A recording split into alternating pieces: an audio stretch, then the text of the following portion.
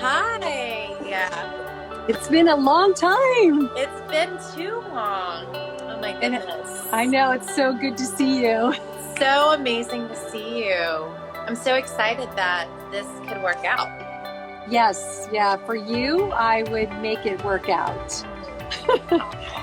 It just was like, when you meet somebody and you just hit it off and Yes. energetically, it's just like, wow, I feel like I've known you, Lena, for like years. And I met you last summer. I know, last summer in the Hamptons. Feels like a lifetime ago. It does. Doesn't It it? does. Yeah. Mm-hmm. Even a tune feels like a lifetime ago. It totally does. Absolutely. Yeah. So it's, I feel the same way. Like when I first met you, I was like, oh my gosh, I feel like we've known each other in so many lifetimes and that there was this like really beautiful energetic alignment. So it's like such a gift to reconnect with you on here. Thank you. Thank you. It looks Same beautiful there. It is gorgeous today, and it's it's been in the high 70s and sunny, and it's pretty spectacular. What about Atlanta? So right now it's actually it's pretty nice. It is on and off, a little rainy, but that's okay. It's been like there's been a lot moving cosmically, so it's felt really cleansing. That is for sure. Yes. So it's been nice to have kind of the sun and then some showers too. Yeah, I bet. I know. I was going to call you about all of the cosmic movement because I don't follow it like you do, but I dabble in it a little bit. But it's been. I felt it. Yeah, it's like I'm sure because you're so kind of attuned to yourself and your body that you're like really feeling it. In different ways, which really was one of like my inspirations to reach out to you because, for me, obviously meditation, mindfulness, spiritual healing is just what I'm so passionate about, what I love and thrive with. But, fueling the body, although I feel like I do a fairly good job, it's not my area of expertise. So I just wanted to share your amazing wisdom and vision with my clients and students because that's a part of like the mindfulness practice that I think many are interested in, especially at this time because it's such a high stress, high energy time of change and transformation. So this is a time where we need to be really, really diligent, right, about what we're putting in our bodies, how we're being diligent stewards of like what thoughts we're allowing ourselves to have, managing our energy, all of these things. I feel like it's so essential right now. I mean, more so than ever that I've known. Well, I guess when I was sick, that was really essential, but it was more from a fear base. I know people are coming from a fear base now because of everything going on, but hopefully we can instill in them that this needs to be ongoing. It's not fear based. You can get past this is going to be over at some point, and we can't get past illnesses. We can't get past sicknesses.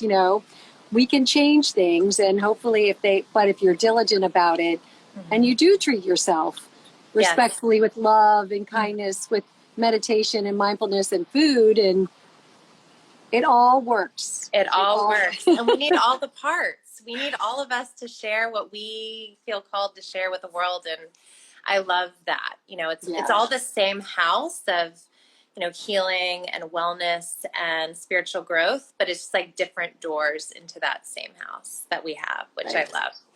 Right. So for those of you tuning in who do not know Elissa, she is just so amazingly fabulous in the work that she does as a holistic nutritionist, and you have an incredible cleanse that you offer people. So I thought it may be a great place to start, Elissa, to talk just a little bit about your health journey, what guided you into this work. I know a lot of times like our struggles and suffering that we experience as humans are really portals into allowing us to excavate our purpose. Yeah. So how was that for you as you were in your own life's journey? It's been fascinating. I haven't really been healthy a lot of my life. When I was growing up, I got sick a lot. And a lot of people can relate to that. It was just always turning around, and any illness that was happening, I got it. So I was labeled a sick kid. which was not great physically and not great mentally, as you can imagine. Yeah. Both those components just worked on me psychologically and in my subconscious for years. So I never felt like I could keep up. I never felt like I was good enough. I never felt like I was ever going to have the energy to take on the world like I wanted to. I mean, I'm an Aries, and they're just, Yeah, I know exactly what you mean. Yeah. I mean, they are doers and they want to get it done. And, you stop at nothing. Right. So I was that mindset as well. So I burned myself out completely working in New York, climbing the corporate ladder, thinking that money and social status and all that was important. And then I got cancer at 32. Before I had kids, I had just gotten married. So that was a massive wake-up call, like, holy shit. And that was over 25 years ago. So, those days it was like, oh my God, you could die. I mean, we still have that mindset. But nowadays we're a little farther along in what's offered out there for people with these ailments. But for me, it wasn't. It was chemo, radiation, we're going to have to freeze your eggs, or do you have a donor? I mean, they hadn't even staged the cancer. They were already way down the line with scaring the living daylights out of me. And I just had a friend who said, I went to 2 doctors who wanted to do all the Western. And a friend had said to me, go see this guy at a hospital in Santa Monica who was a radiologist oncologist.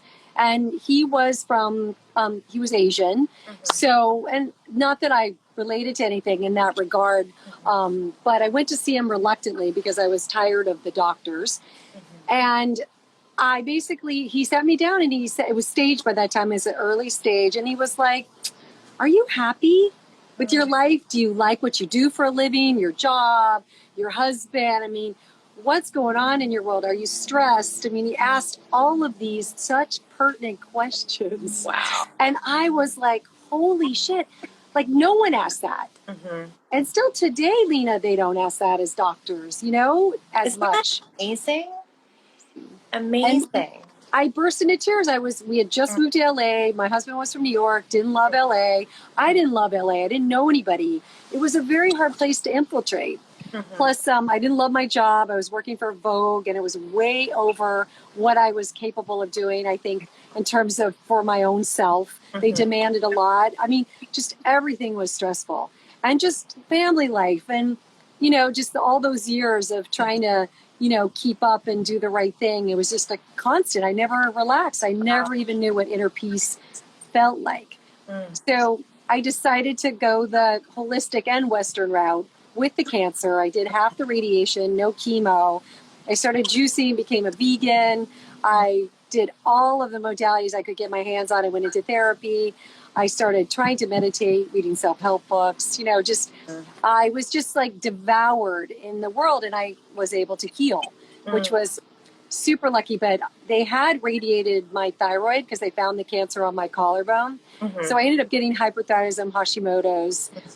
It took 4 years to diagnose that, which was, which is another thing that still happens today with the autoimmune stuff. But I was lucky. I went on to have 2 kids, but 11 and a half years after my diagnosis, my husband's diagnosed with lymphoma, which I had lymphoma as well, but I had Hodgkin's and he had non-Hodgkin's, and he battled it with Western meds and 2 bone marrow transplants for 1.5 years and passed away of fungal pneumonia at 45.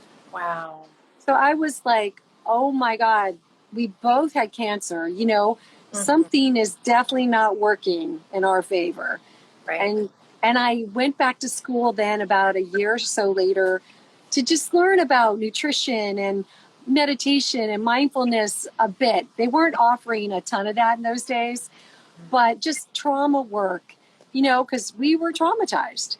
And I didn't go back to school to be a nutritionist. So I wasn't on the road but when I graduated, Cafe Gratitude hired me, which is a great vegan restaurant out here. Yes. And to create a cleanse for them, which I did for about 4.5 years. And a year into Cafe Gratitude's cleanse, I did one for M Cafe, which is a macrobiotic restaurant in LA. I did one for Erewhon, Earth Bar. So I got really lucky and I got into this beautiful, healthy food area and cleansing, which I didn't even know where the cleansing was going to take me, which was interesting because I was like, what is cleansing? You know, Right. and just, right? Yeah. In those days, I just knew master cleanse, Mm-hmm. right? Or water or fasting, like, hardcore stuff. So it was food based, and it was beautiful. So I ended up creating my own cleanse. Now I've been doing it for 5.5 years, that I cook and deliver to people in LA. And then I wrote a book about, my journey and my husband's journey about cancer. And I see clients one-on-one, and which I absolutely adore, because I work with a lot of functional integrative doctors, and I want to get to the root of why people are feeling the way they are. I'm not interested in the surface stuff. Mm-hmm. So, because that's what I did for myself. And and now today, I mean, I feel better than I did when I was 30 or 40 or 50, because I'm 60. Wow. Are you serious? I had a COVID birthday. You Lucky did? me. Lucky.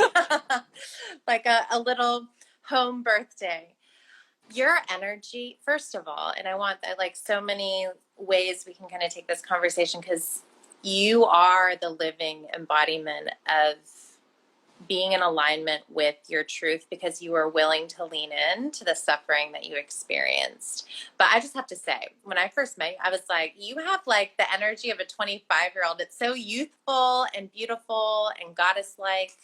I mean, that's living testament to what how you're honoring your health journey and what you're putting into your body, and the self-care that you really prioritize.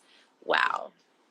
I want to be a spokesperson for people, also in the aging community. Yes. Too, because a lot of them feel like, oh my God, I have hormone issues, or I have sleep issues, anxiety, depression, all those things that you deal with your practice as well. And they're like, oh, it's just going to be like that. I'm old, Right. I'm in my 50s, so I just have to be okay with the fact that I'm going to live like this. Mm-hmm. And you don't. You don't.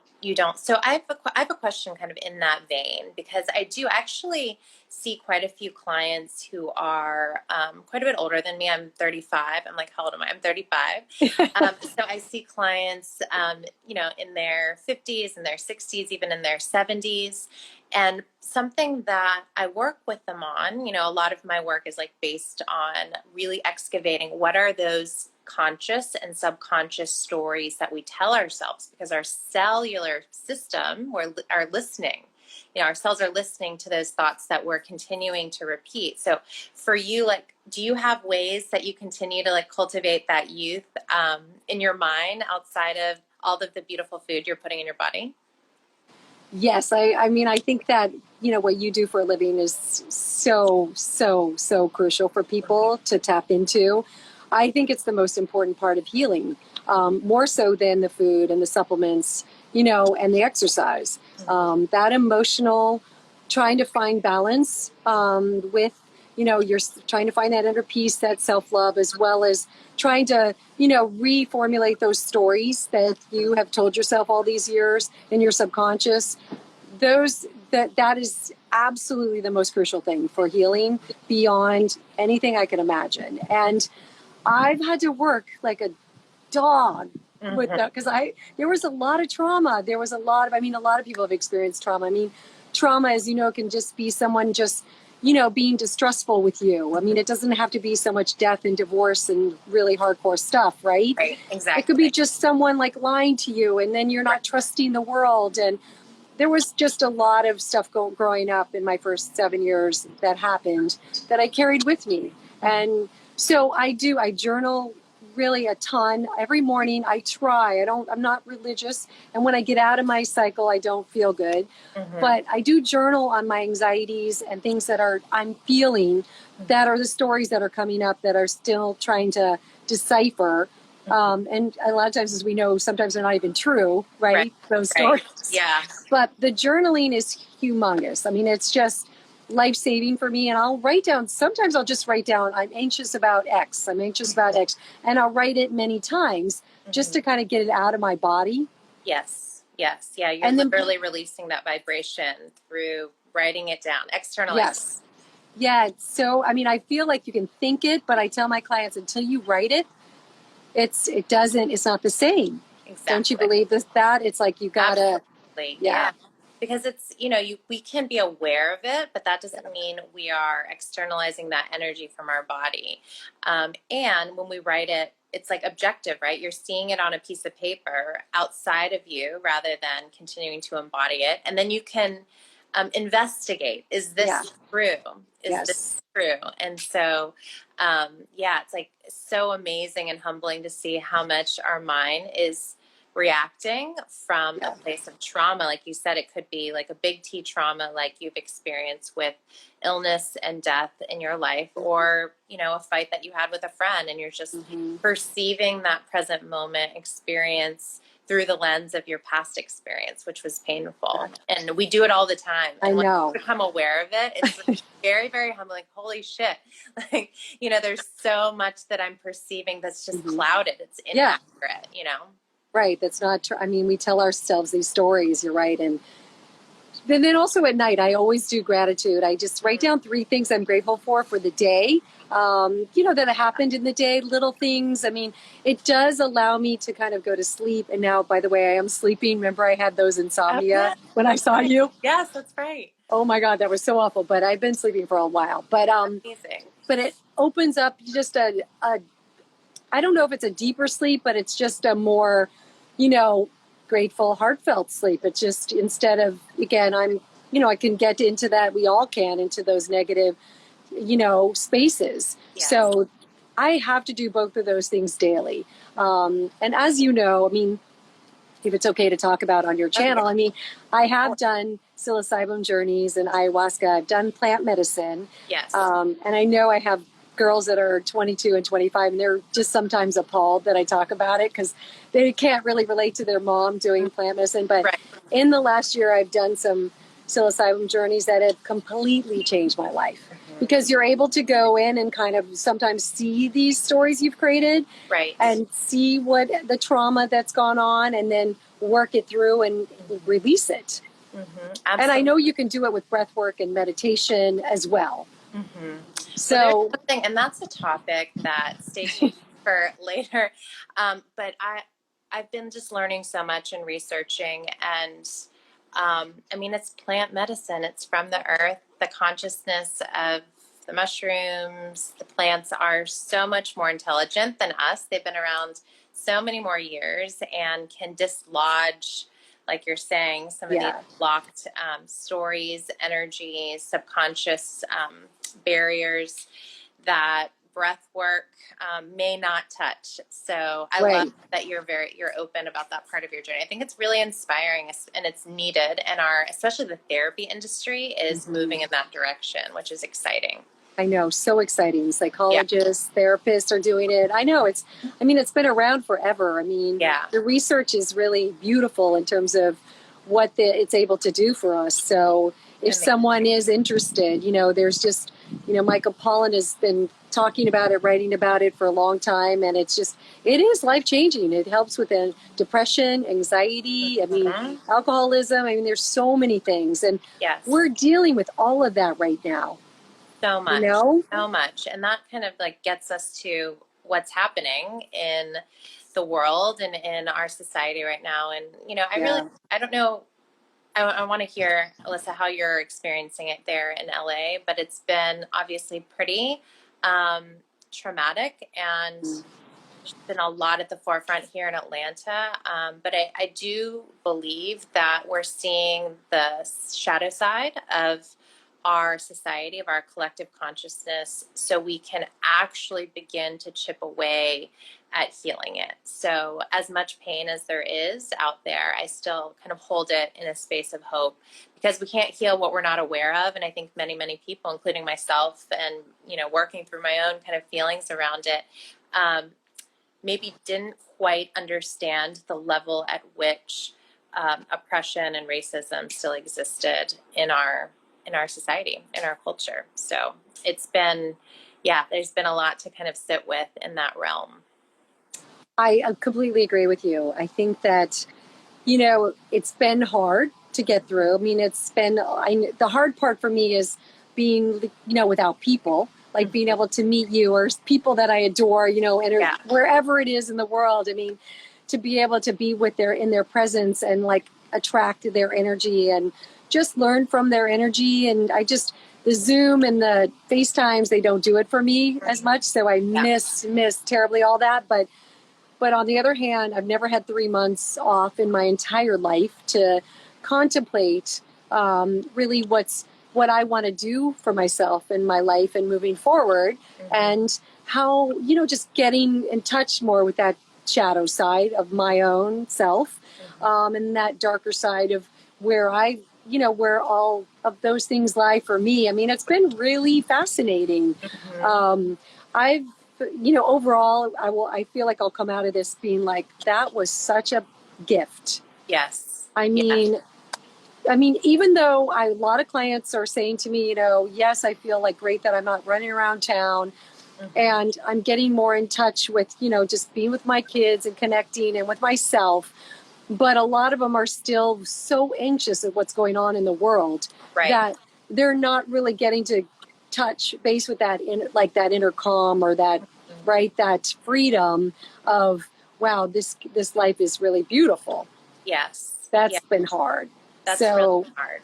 Yeah. I think, so much is coming up for people that it's like we have to be compassionate with ourselves around all of the emotions that are coming up, whether it's, shame or, piece of our life that we denied for a long time. I know for my practice, many of my clients are seeing that, oh, wow, I've chosen to be married to a partner who I just am not in alignment with. And I've been denying that because we've been going in separate directions for so long. And now we can no longer deny what's actually there or not there. Yeah. So that's been really, really, really challenging, very painful. It's like as we're slowing down, we're seeing the reality of what's present in our lives, the good, the bad, the ugly. And a lot of it is, this attachment to busyness too, right? And we're used to having all of this stress and anxiety like flowing through our nervous systems.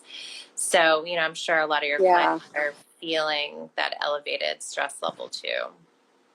Yeah, and that's, it's been challenging because that is, like I said earlier in our conversation, it's so important to be in touch with your stress. It's so important to find some inner calm and peace, in your little world or wherever, just for yourself, because that's where the healing begins. Right. And I know it's, disturbing to when you go outward and listen to what's going on in the world and the news. And I mean, it's hard to find that little piece of that peace. But I'm sure for you and me, I know I shut off the outside world and I take time for myself to really know that I just have the feeling that I am going to be okay overall, and that it is going to pass because, we've been through other situations, maybe not to the same degree, but also, we're going to go through we're going to have other viruses. We're going to have other issues that are going on. Hopefully it's going to make us stronger. Do you feel like, Elissa, because I think, when we go through challenges in our own life, so for me, my two big catalysts for awakening, two big chapters of suffering was when my mom suddenly died when I was in grad school, and then my divorce. So just all of the, challenges around that and really transforming my life. But also I do feel like challenging times help to kind of build a resilience to really embrace this time as a time of great change. So do you feel that in yourself? Absolutely. Yeah. Because I feel like, what I've been through, it's all relative, with everybody, but there's been a tremendous amount of health challenges for me over the years. And up until, I think we talked about this 2 years ago, I didn't really love myself. I just asked that question to myself 2 years ago. And finally I was like, wow, I don't.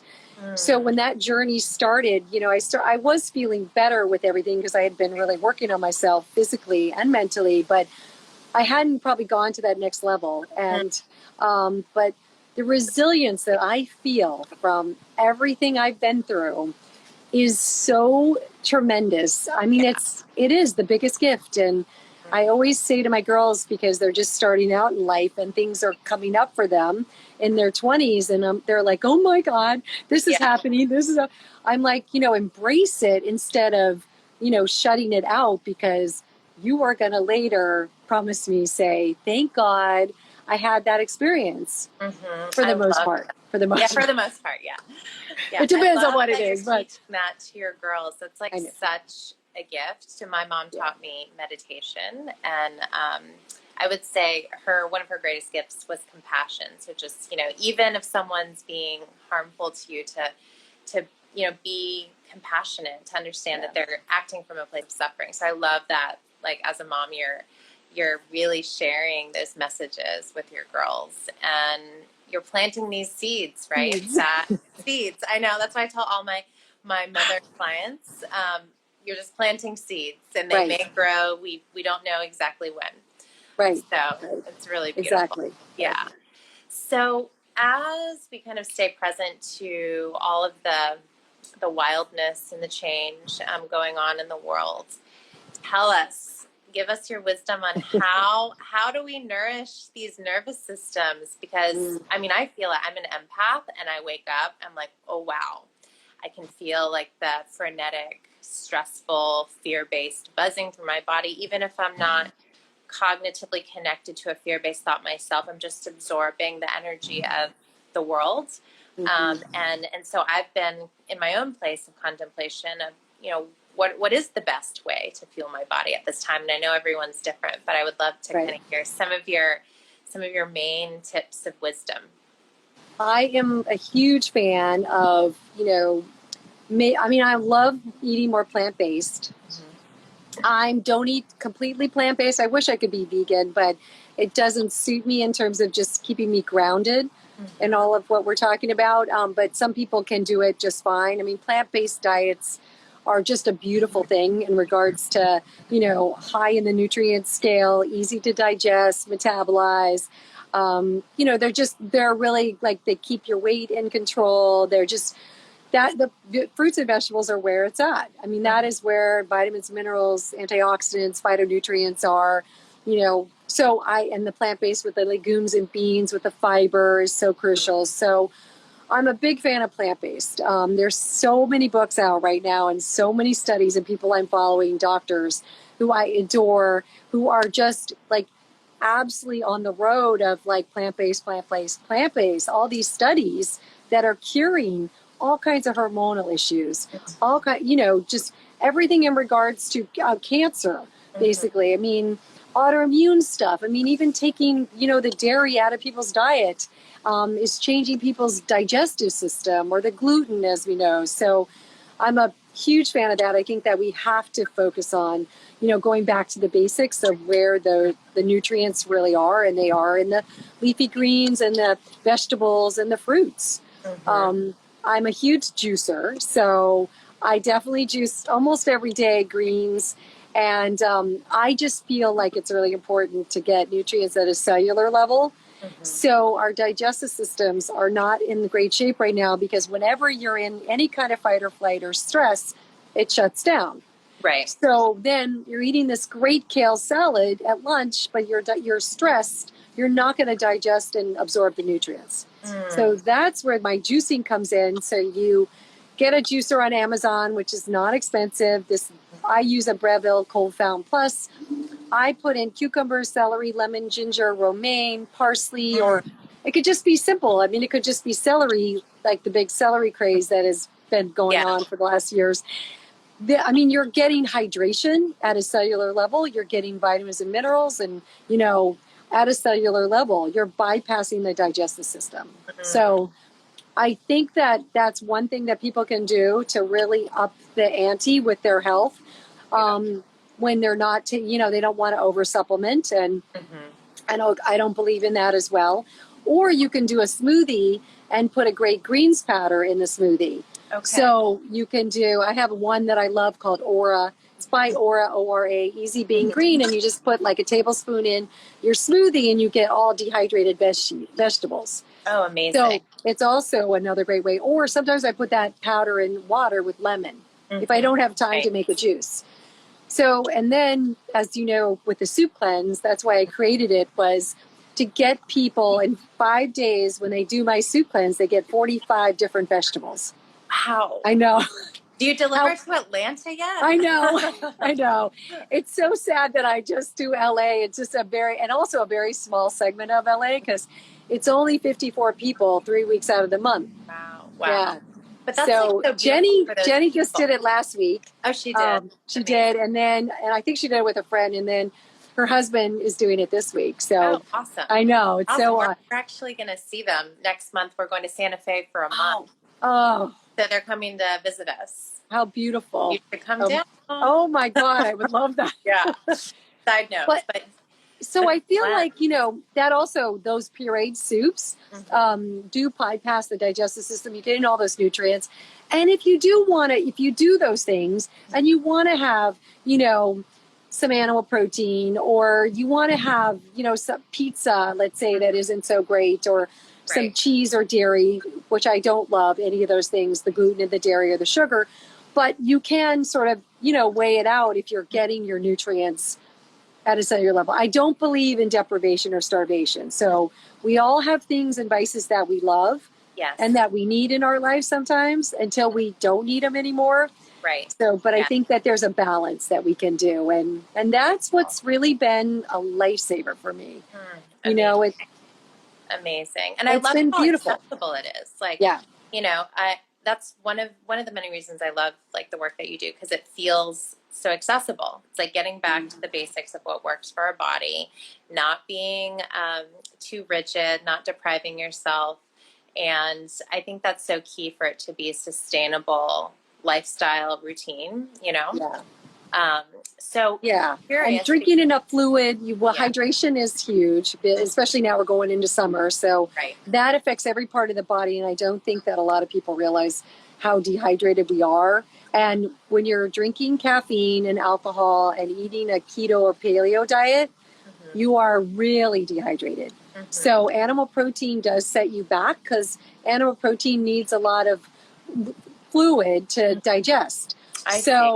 And also the same with the caffeine, and the alcohol. So that's been an issue. And we kind of have been more paleo, keto, focused. We have, So we're very dehydrated. Our cognition doesn't work as well. Our mood isn't as good. Our motility with going to the bathroom isn't great. We're not detoxing the toxins out of our body fast enough. We're not eating enough fiber because we're eating more saturated fat, paleo, keto way of eating. So fiber is crucial. In the Paleolithic days, they were eating 100 grams of fiber. Wow. We barely get to 20. I mean, 15 is what people know. What do you think of what is your kind of take on the paleo keto movement? I mean, I think that, if you're doing it for a specific reason and for a period of time, it can be great. I do not love it long term. Okay. I just believe in the old fashioned way of eating, that just we were brought up with. The more Mediterranean style. When you look at the blue zones, it's definitely more veggies and carb based, but it's complex carbs. It's not simple carbs. It's I mean, yes, they had a lot more movement in their life, and they had also connection with their people, which is important. But you look at these past, even when you look at cardiovascular disease and you look at Dr. Ornish, who like in the 70s was curing cardiovascular disease with plant-based eating. Amazing. So it's like, it's been around forever. And hopefully we're moving back to that direction because it is, that is, I think, where it's at. And when you look at cancer too, the tumor markers, the foods that lower tumor markers across the board are vegetables and plants. Makes so much sense. It makes sense. And it's not animal protein. It's not. It's not really olive oil, even though olive oil is healthy. So in terms of, I love a smoothie in the morning. Yeah. I'm not against. I was going to ask you what you do. Yeah. So my body kind of just naturally intermittent fast. Like I don't actually get hungry until later in the day. So for whatever reason, but what I do have at times kind of in the later morning to midday is a smoothie. And I just it gets mixed up every day depending on what kind of fruits and vegetables I have. But curious, smoothie versus juicing, what is that like? What are the, pros to each?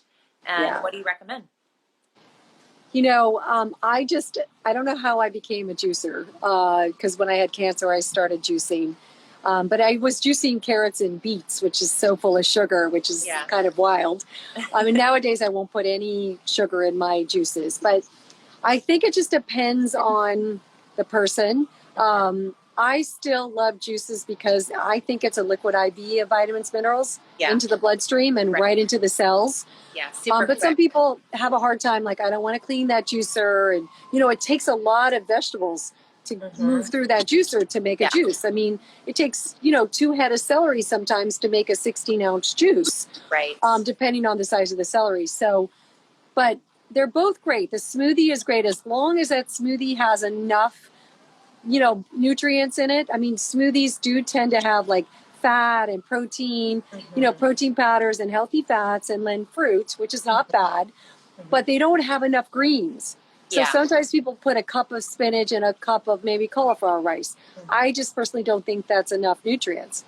It's a good start, though. It definitely is a good start, but there's all this other stuff that's in there that is, I think, causing it to have a little bit slower reaction to getting into the bloodstream and into the cells. But that being said, like I said earlier, fiber is crucial.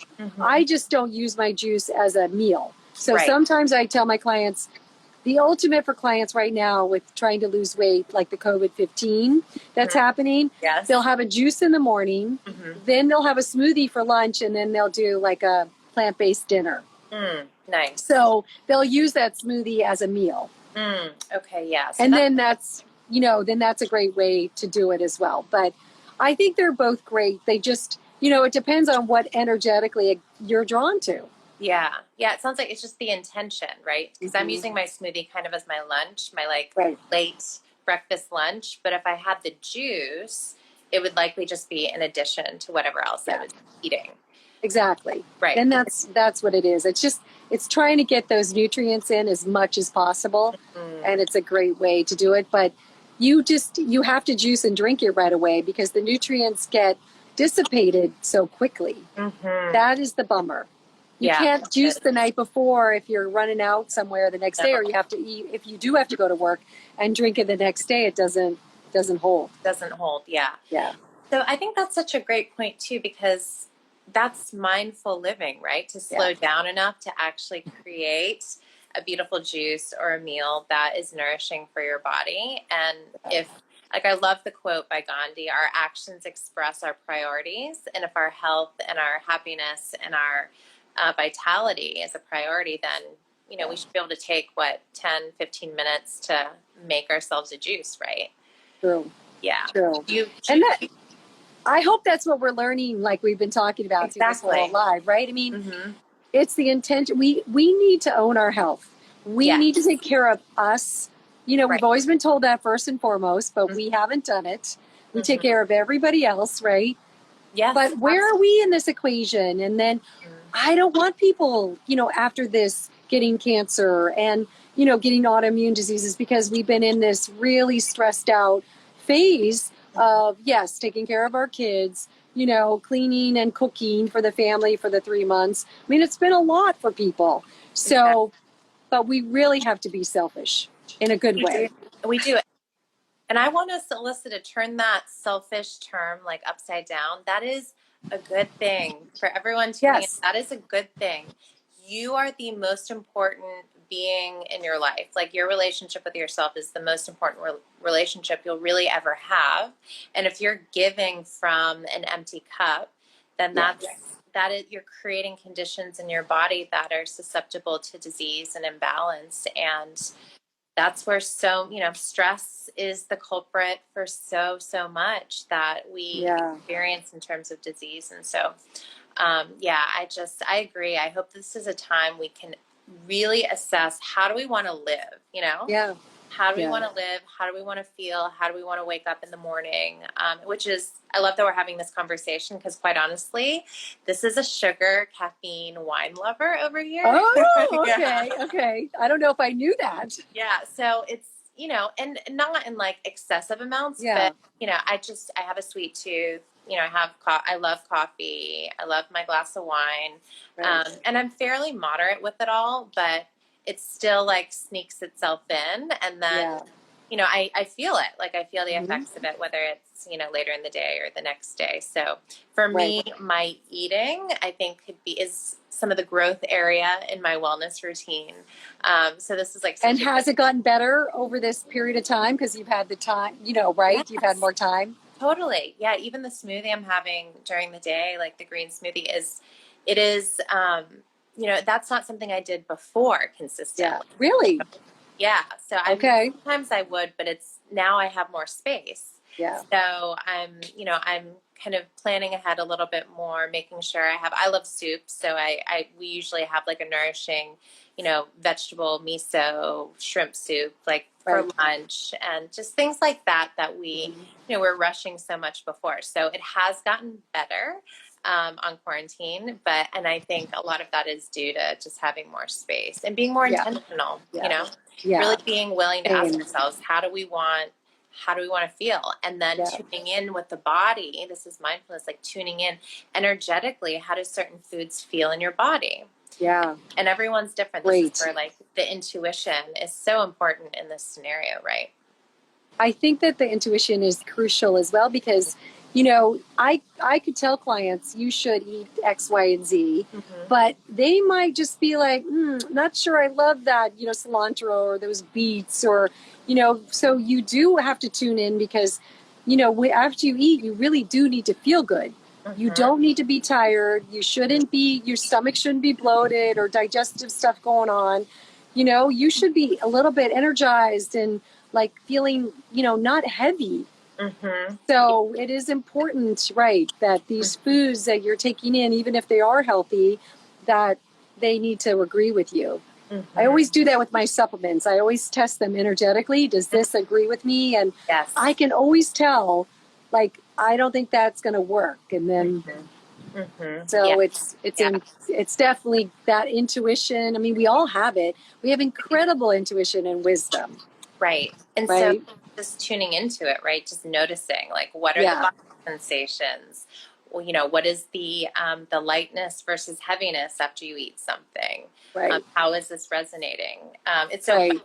Jeff, my partner, he's a shaman and is really tuned into energy. And so when we go grocery shopping, he's like talking to the tomatoes, like which tomatoes want to come home. Like he's like, they have a consciousness that, like they pick us to come home and like nourish us.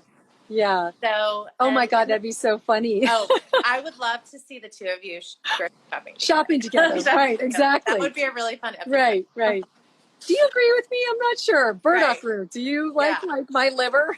Yeah, exactly. That's sweet. I mean, I just, I love all that stuff. I do. I think that, we all have that side of us that needs to come out in regard to, just. Totally. Like, what am I feeling? And it doesn't have to be like that, but it can be like, what is my body desiring this week? Like, what is it craving? What does it need? Yeah. And, for me, and this is kind of a question I wanted to pose to you, because I also, my body, I've tried pescatarian, like to be a pescatarian is fine for me, but my body really craves animal protein, especially red meat at times. So, and I'm not exactly sure what that is, but I know, especially on my cycle, I feel that maybe it's that I need more iron.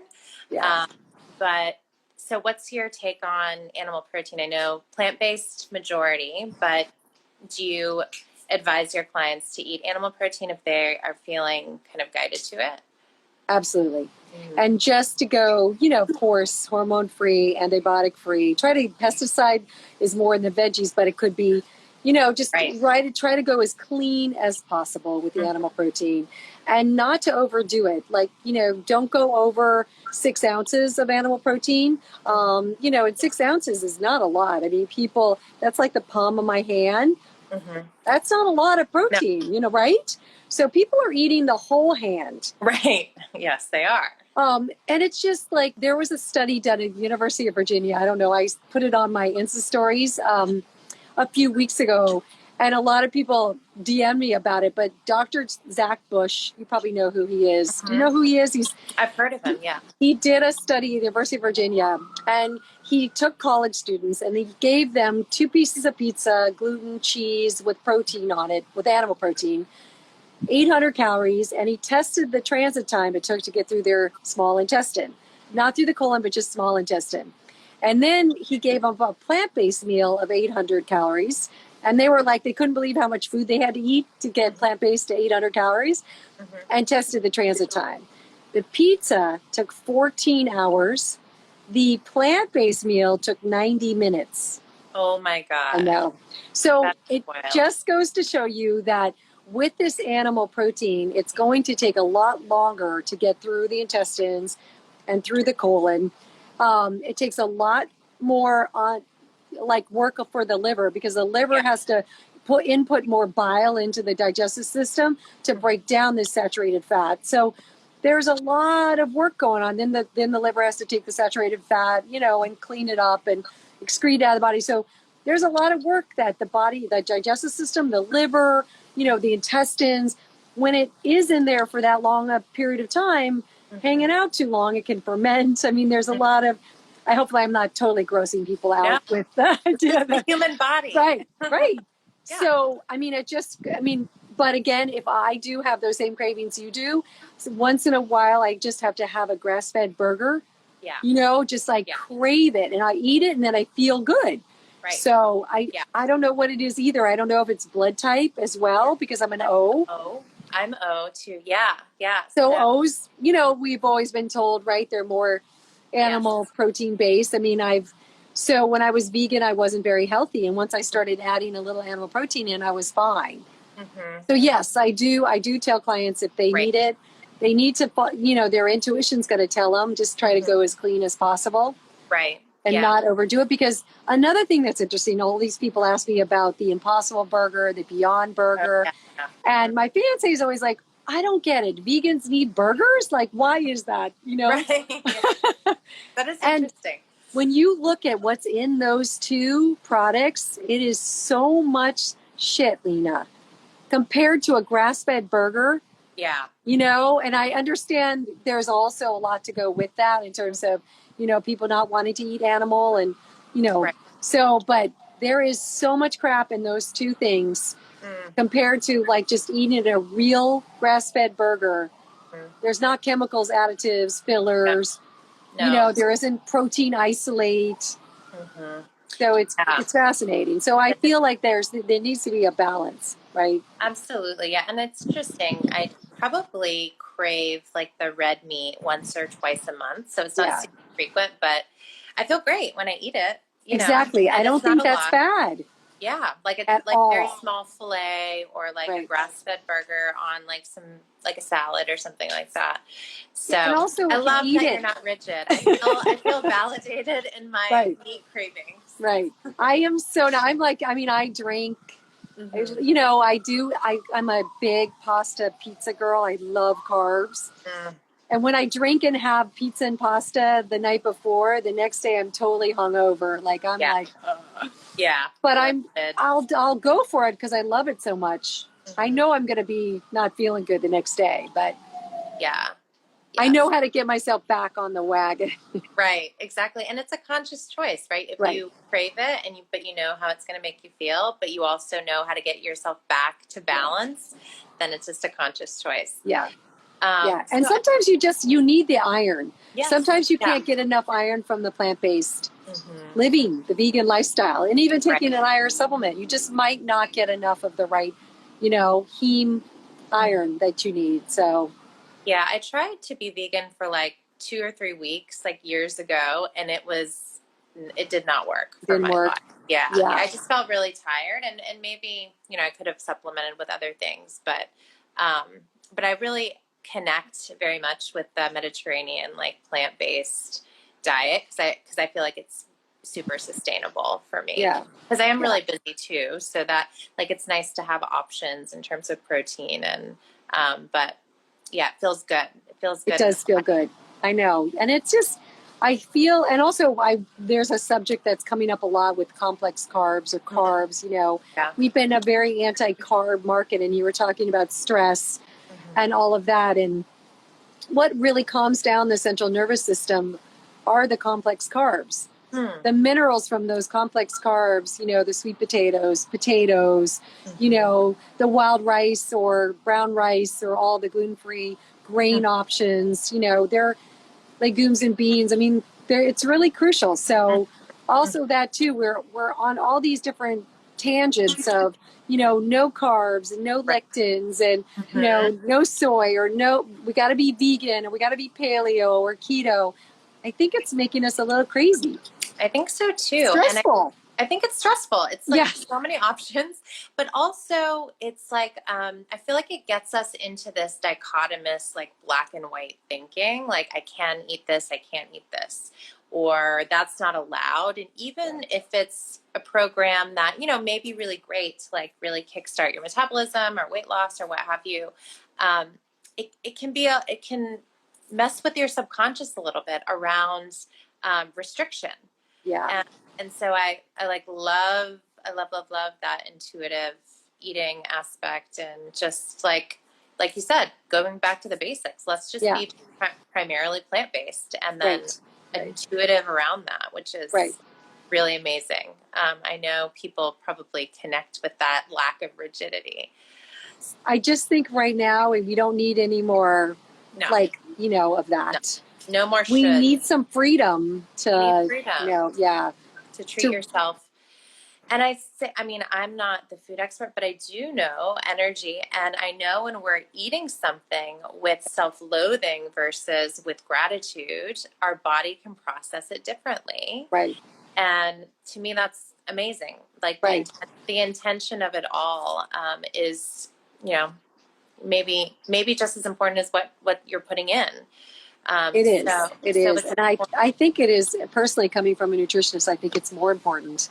Because I know that until I can get my clients to really believe in themselves and to believe that what they're doing, you know, that that they own their health and that can heal from anything, and that the food they're putting in their body is going to heal them, or some supplements, or, you know, the meditation they're doing or exercise they're doing. I mean, I can't get them to the next phase until they're there, until they believe at that soulful, heartful level.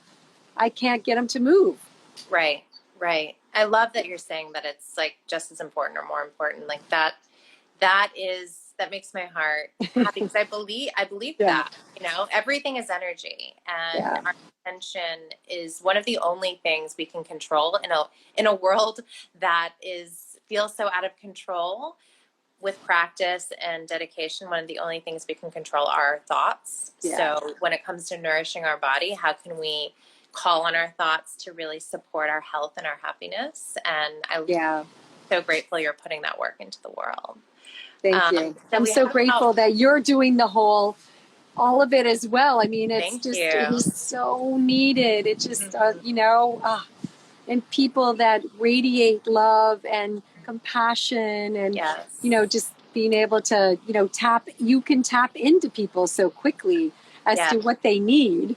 Right. Because I know when I was with you, both of you tapped right into me. Yes. And it's like, it was a beautiful thing.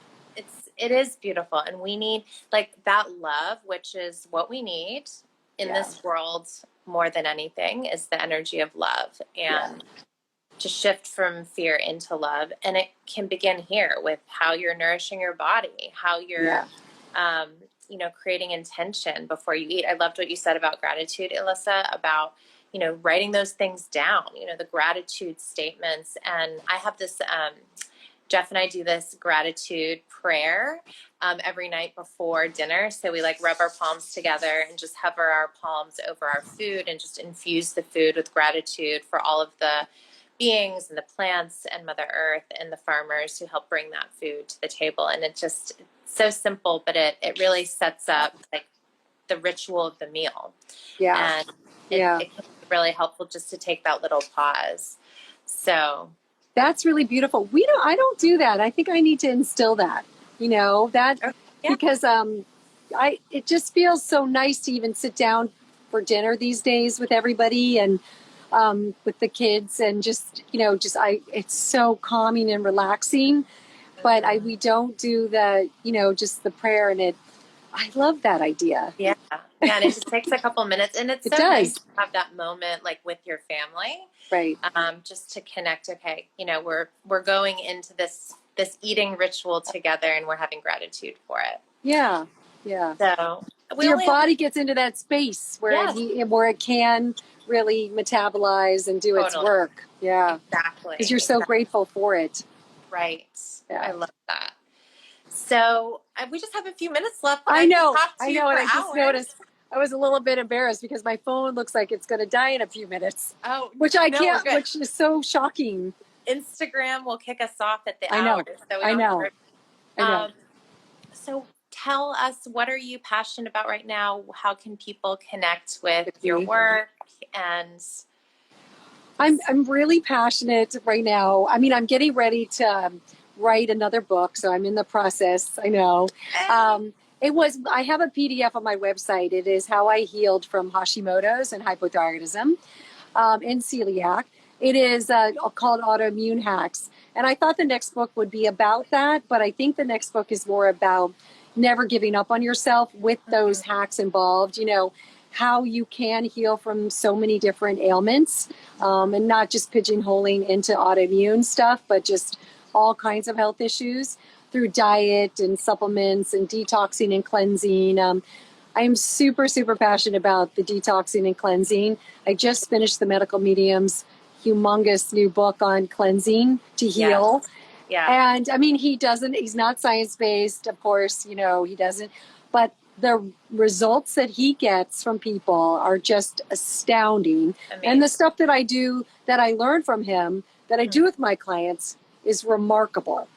Some of his herbal remedies that I put people on to get rid of SIBO, to lower toxins in the intestines and gut issues. I mean, it's been remarkable. And I didn't know about, cat's claw and, some of these things prior to him, licorice root extract and how much that is great for adrenals, and cat's claw is great for viral issues, even for COVID type stuff. So I'm super, I think we need to really focus on the cleansing and detoxing because we're so toxic. Yeah, I love it. So I do have a blog and a website, and that I write all about all this stuff. And I have that 7-day reset. I'm going to put it back for free. It's now a price, but in the next day it'll be back to free for that 7-day reset. And then there's the cleanse that I do in LA right now. So yeah. Well, I'm just going to have to come to LA to do your cleanse. You are, or I'm going to have to come to, Santa Fe. I love Santa Fe. Well, I will text you. Because I would love to catch up outside of this. But I'm just so grateful that you're in the world and that we've connected. And this was so much fun. And it was. And I can't wait to chat soon. Me too. Bye, Lena. Bye, sweetie. See you later. Bye-bye. Bye.